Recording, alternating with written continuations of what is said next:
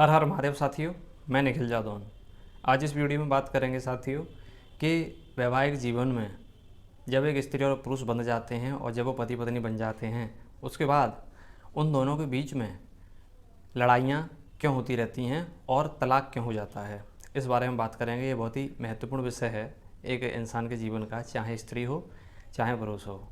प्रिय साथियों, आज आप देखते हैं कि लगभग हर घर में पति और पत्नी में लड़ाइयाँ हो रही हैं।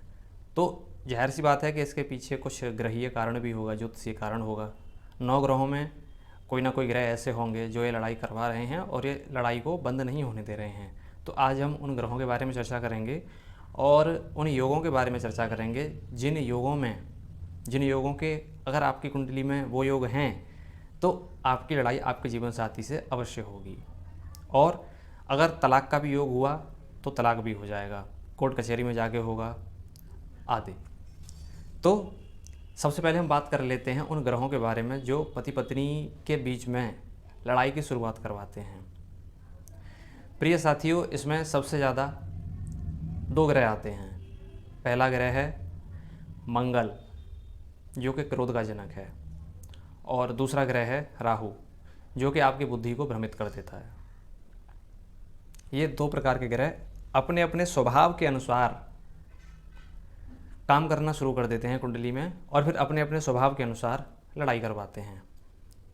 तो अब हम आपको ये बताते हैं कि ये 2 ग्रह कुंडली में कहाँ किस हिसाब से बैठे हैं। किसी पुरुष जो पति है उसकी कुंडली में या स्त्री जो पत्नी है उसकी कुंडली में किस हिसाब से कहाँ बैठ जाएं तो लड़ाई ज़रूर होगी। ठीक है, तो सबसे पहले मंगल की बात कर लेते हैं। अगर किसी स्त्री या पुरुष, दोनों के लिए बता रहे हैं, किसी व्यक्ति की कुंडली में अगर जो सप्तम भाव है जो कि जीवन साथी का होता है, अगर वहाँ पर मेष राशि पड़े या वृश्चिक राशि पड़े, क्योंकि ये दोनों मंगल की राशियाँ हैं, तो ऐसे में आपका जीवन साथी, यानी आपकी कुंडली में ये राशि पड़ रही है सप्तम भाव में, तो आपका जीवन साथी आप पर गुस्सा करने वाला मिलेगा। ये एक वजह हो गई, पहली शर्त ये हो गई लड़ाई की। अब दूसरी बात जो कि मंगल के बारे में है कि अगर मंगल आपकी कुंडली में लग्न में बैठ जाए या फिर सप्तम में बैठ जाए, लग्न जो पहला घर होता है कुंडली का, वहाँ से वो सप्तम भाव को देख लेगा सप्तम दृष्टि से, जो कि आपके जीवन साथी का घर होता है, और सप्तम भाव में बैठ गया तो वहाँ तो वो बैठ ही गया क्योंकि वो तो जीवन साथी का होता है। या फिर द्वितीय भाव में बैठ जाए क्योंकि वो वाणी का होता है, तभी तो आप जो है बुरा बोलेंगे अपने जीवन साथी को। तो लग्न द्वितीय या सप्तम में बैठ जाए अगर मंगल आपकी कुंडली में बैठा तो आपका जीवन साथी से आप बुरा बोलेंगे और क्रमशः साथ ही वो भी ऑटोमेटिकली आप पर गुस्सा करेगा। यानी कि मंगल यहाँ जो हमने 3 जगह बताया है बैठा हुआ, यहाँ पे मंगल कहीं भी बैठा हो तो आप भी बार बार मौके तलाशेंगे उनसे लड़ने के, और वो मंगल, आपकी कुंडली का मंगल, उनको भी मजबूर करेगा। चाहे उनकी कुंडली में मंगल कहीं भी हो, उससे मतलब नहीं है, तो उनको भी मजबूर करेगा आपकी कुंडली का मंगल कि वो भी आपसे लड़ें या वो आपकी पत्नी या पति आपसे लड़ें। ध्यान दीजिएगा। अब बात कर लेते हैं राहु नामक ग्रह की कि राहु किस प्रकार से क्या करता है। अगर साथियों आपकी कुंडली में राहु लग्न में बैठ जाए या फिर सप्तम भाव में बैठ जाए, इन 2 जगह पे राहु बैठ जाए, यहाँ पे हम द्वितीय भाव के राहु को नहीं लेंगे, ये ध्यान रखिएगा, क्योंकि द्वितीय भाव के राहु को हमेशा हमने लड़ाई करवाने वाला नहीं देखा है, हमेशा नहीं देखा है, कभी कभी देखा है, तो इसलिए हम द्वितीय भाव के राहु को नहीं लेंगे। द्वितीय भाव के हमने केवल मंगल को लिया है, ये ध्यान रखिएगा।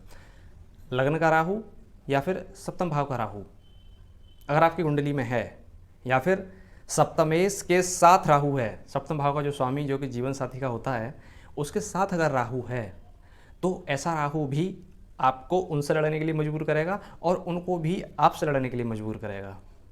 ऑटोमेटिकली आपके मन में भ्रम डालेगा कई प्रकार के,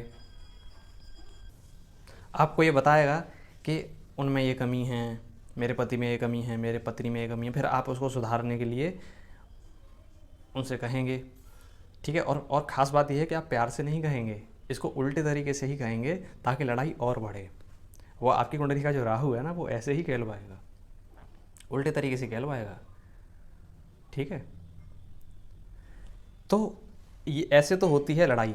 अब एक योग और बताते हैं।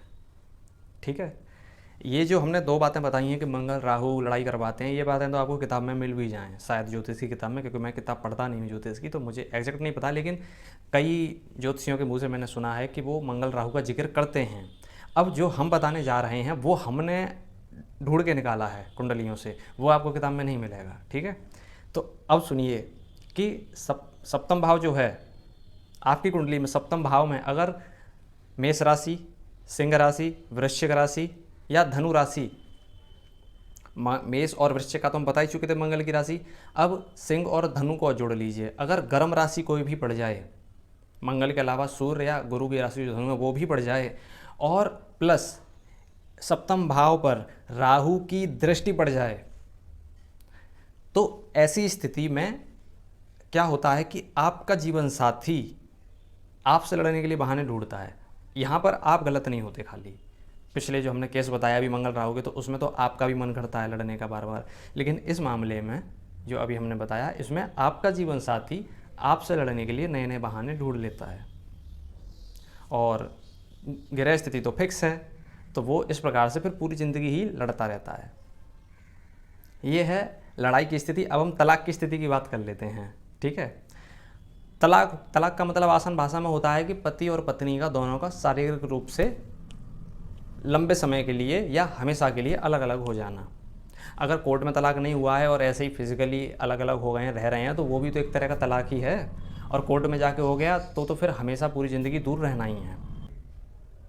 केवल तलाक तक की स्थिति पर हम चर्चा करेंगे, दूसरे विवाह की स्थिति पर चर्चा नहीं करेंगे, ठीक, क्योंकि यहाँ पर इस वीडियो में हम लड़ाई और तलाक 2 चीज़ों पर बात कर रहे हैं। तो तलाक होने के लिए अगर सप्तम भाव के स्वामी का संबंध या सप्तम भाव का संबंध द्वितीय भाव के स्वामी का संबंध या द्वितीय भाव के स्वामी का संबंध किसी भी रूप में जितना ज़्यादा से ज़्यादा मंगल और राहु दोनों ग्रहों से होगा, जितना ज़्यादा से ज़्यादा होगा, और इसमें अगर बृहस्पति हस्तक्षेप नहीं करेगा, बृहस्पति, तो ऐसी स्थिति में पति और पत्नी के बीच में लंबे समय के लिए शारीरिक दूरी बनने का योग कुंडली में बन जाता है, ठीक है। ध्यान रखिएगा कि किस प्रकार से वैवाहिक जीवन में लड़ाई और तलाक होता है, ठीक है। आशा करते हैं कि आपको वीडियो अच्छा लगा होगा। कुंडली दिखाना चाहते हैं तो नंबर चल रहा है, कॉल या व्हाट्सएप कर सकते हैं। मिलेंगे जल्दी ही अगले वीडियो में। हर हर महादेव।